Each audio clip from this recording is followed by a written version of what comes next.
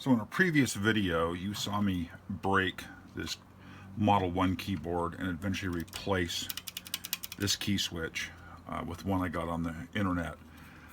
Several of the keys on this keyboard are truly problematic. They either almost never work or they bounce so much they're unusable. I've mucked around and I've decided I'm going to just go ahead and strip this keyboard completely down. I'm going to unsolder all the keycaps, or all the key switches, remove the PC board completely, then release all of the switches themselves from the metal backing plate, and then I'll go through and test each one individually and find a set that are good that I can work with. On eBay quite some time ago, I picked up a Model III keyboard that was broken. Somebody had removed a bunch of switches from it previously, and I've gone ahead and unsoldered all the switches from this Model III keyboard. They happen to be the same switches, and I've got a box here full of the same switches in the Model III keyboard and those keycaps. Like I said, that keyboard was incomplete. It was missing parts when I got it, and I'm going to use it hopefully as a donor to get this keyboard here up and running again. So I'm going to go ahead and use my FR300 Mahako desoldering pump. And apparently I didn't turn it on. Well, it needs to sit here for a minute and warm up. So the Mahako is up to temp. I've tinned the tip on it. And all I'm going to do is go to each one of the solder joints for the switches and unsolder it. The pin on the switch is too big to fit in the tip on the nozzle, but as I discovered on the other keyboard, I can simply take one of these, heat it from the side here, and once the solder's liquid, it will just draw the solder completely off. So, it does a pretty quick job clearing the solder out. So I will work through these,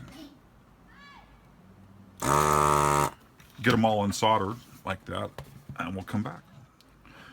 So I've worked my way through, and I believe unsoldered every one of the points where a switch is connected.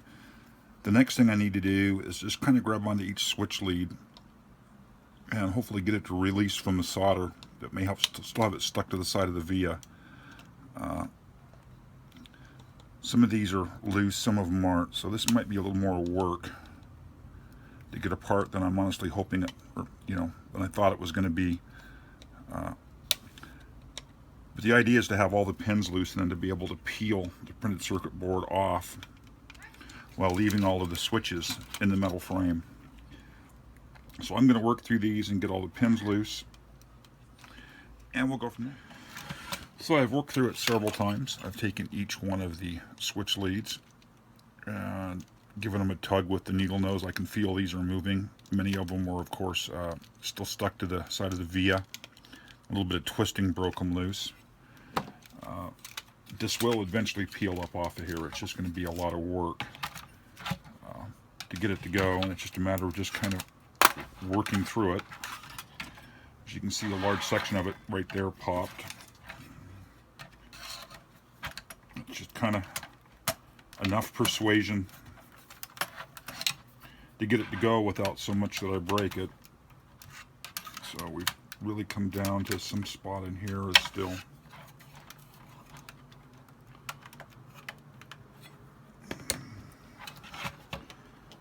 got a tight grip. That one feels loose. Oops. That feels loose. That's loose. That's loose. See if I can identify which one is got a bite.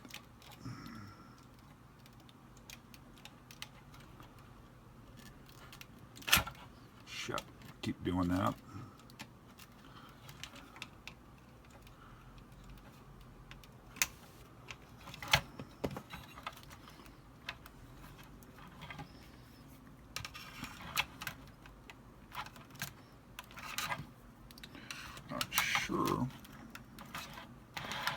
Where that's hanging up at.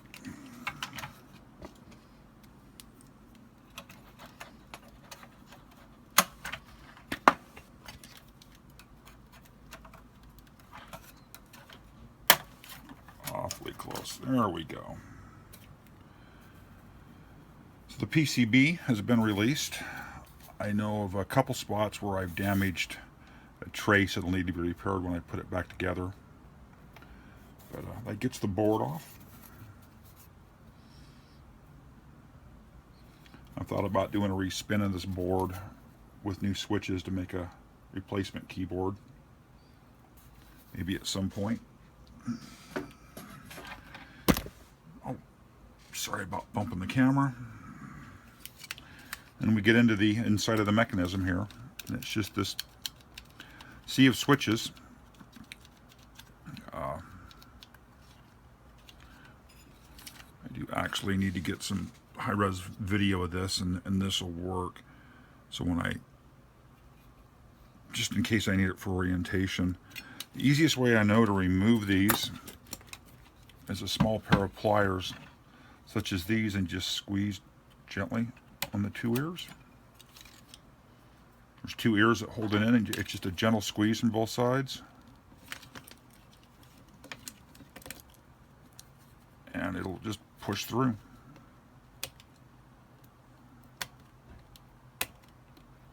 You can see they're very easy to get out here, although I don't want to pop them all out at the moment. I want to continue to try to get keycaps off if I can. So I want this row to come out. If you remember, this was the keyboard where many of the keycaps were just frozen on. And trying to get that zero key one loose is how I originally broke that key and spent all those hours trying to make that switch work again. That time I didn't realize I had that Model 3 partial keyboard available. Most of these I have actually been able to pry the keycaps off of.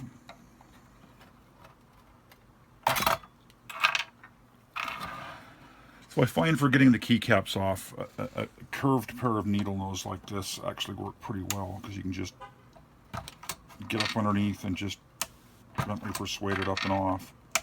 I'm going to attempt to clean these keycaps up. I'd like to really get the text back as white as possible. I may go ahead and repaint the metal base here. It's a nice matte black like it originally had after it's well cleaned.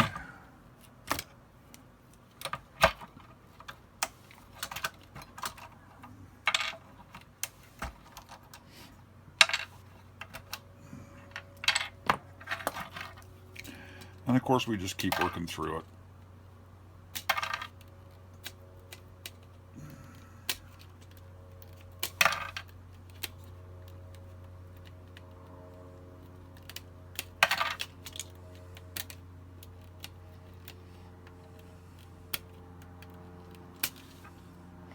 You know, I just decided, because the switches that were failing were in the middle of the array here, getting those individual ones out is nearly impossible.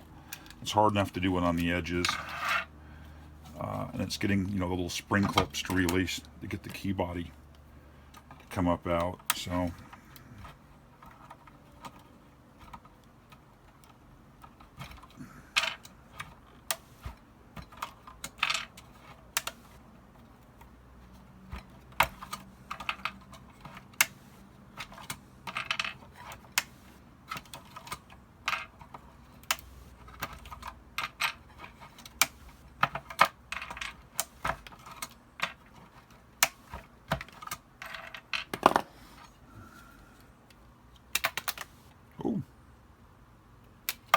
one certainly went flying.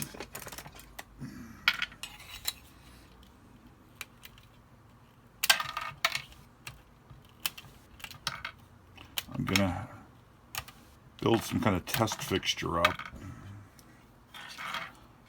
to test these switches, and I haven't really decided yet exactly what I'm gonna do. It's easy to detect if it's not closing. It's a little harder to detect if it bounces really bad or is high resistance. But I'll give it some thought here.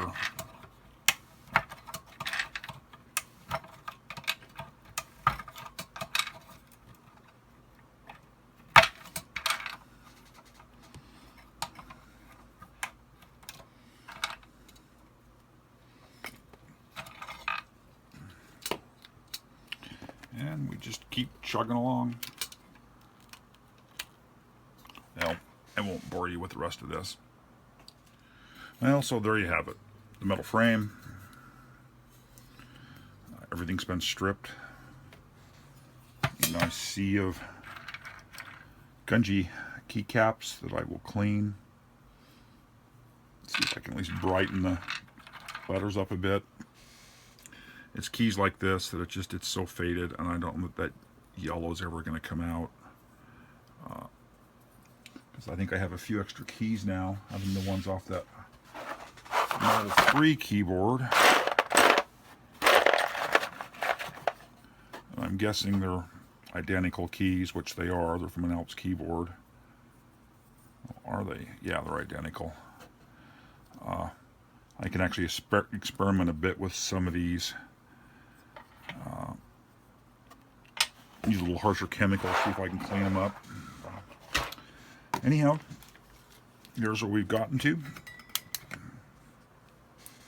The PCB, just to give you another view of it,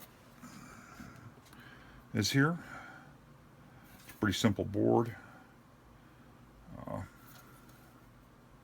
Metal frame is the entire structure. Of course, it holds it together. The board floats on the key switches, and with the metal frame, of course, sitting on the posts in the case. So I'll keep updating this as I make progress, and we'll go from there.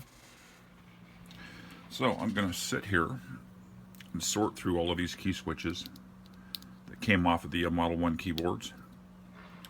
I've got a little jig I set up here to just kind of be able to touch them to the sides of those sockets. And I've got my, oops, sorry for the jerky motion. Got my Rigol 3050-80 up here set to continuity mode. And it'll buzz if there's continuity.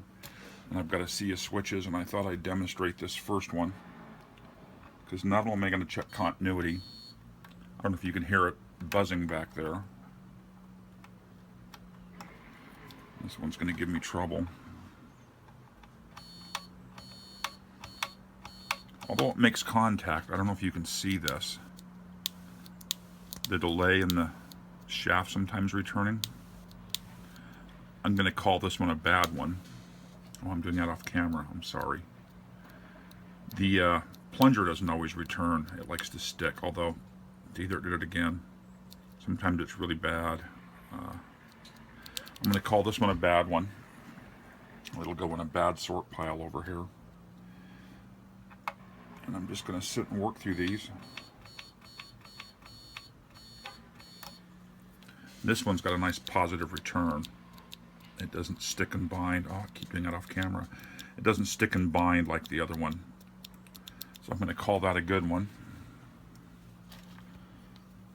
There was a number of them on the Model 1 keyboard that I tore down.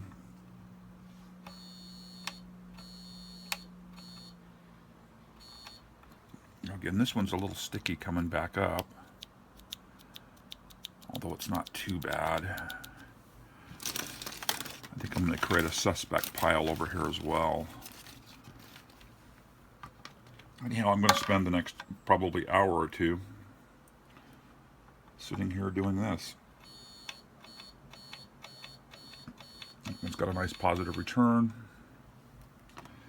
See if I can actually get one on camera here where you can see what I'm doing. I'm just catching a couple of the pins. Oh, this one is.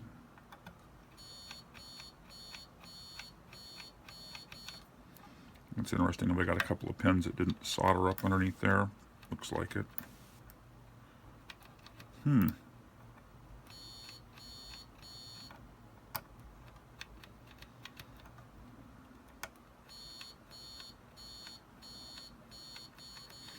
keep that in mind. My solder job underneath there must not be all that great.